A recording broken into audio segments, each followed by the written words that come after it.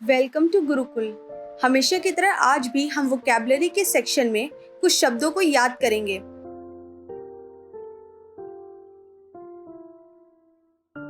तो आइए शुरुआत करते हैं वन वर्ड सब्स्टिट्यूशन से। सबसे पहला इंसॉल्वेंट, दिवालिया। A person who is unable to pay debts, यानी कि वो इंसान जिसके पास उधार चुकाने के लिए पैसा नहीं होते हैं उसे हम इंसॉल्वेंट बोलते हैं। सेकेंड है हमारा ambiguous, capable of being understood in either of two or more possible senses and therefore not definite, यानी कि जो भी चीज़ अस्पष्ट होती है उसे हम ambiguous बोलते हैं। तीसरा एपिलॉग, उपसंहार। A short poem or speech addressed to the spectators after the conclusion of drama, यानी कि किसी भी ड्रामा के अंत में जो हम स्पीच या पोएम बोलते हैं उसे हम एपिलॉग बोलते हैं। अब हम याद करेंगे कुछ सिनोनिम्स को। इसमें सबसे पहला है infatuation, N intense but short lived passion और एडमायरेशन फॉर समवन और समथिंग, समोह, पैशन। सेकेंड हमारा है ब्यूटीफुल, सुंदर, प्लीजिंग द सेंसेस और माइंड एस्थेटिकली, हैंडसम।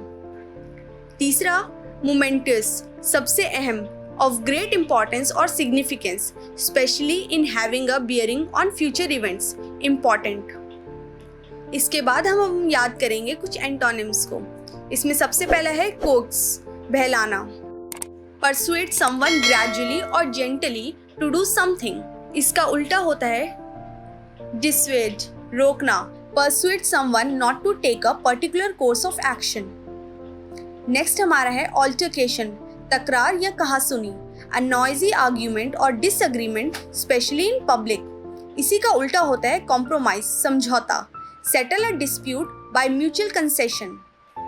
जहां ऑल्टरकेशन का मतलब होता है कहासुनी होना, वहीं कॉम्प्रोमाइज का मतलब होता है आपसी सहमति से किसी भी मामले को निपटा देना या खत्म कर देना।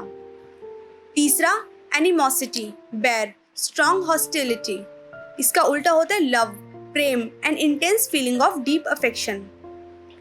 इसके बाद अब हम याद करेंगे कुछ इडियम्स एंड फ्रेजेस। इसमें सबसे पहला है गोइंग प्लेसेस, प्रतिभाशाली और सफल व्यक्ति, talented and successful. Second in cold blood, निर्गम हत्या, a murder done with intention and planning.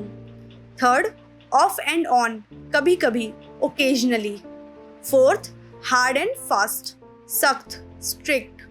Fifth took to heels, डर कर भाग जाना, रन अवे इन फियर। आखिरी में हम कुछ स्पेलिंग टेस्ट को याद करेंगे। इसमें 3 स्पेलिंग्स दी गई हैं, एनोनिमस, एक्स्ट्राऑर्डिनरी और एश्योरेंस। इन तीनों ही स्पेलिंग्स के 4-4 ऑप्शंस दिए हैं, जिसमें से हमें पहचानना है कि सही स्पेलिंग कौन सी है।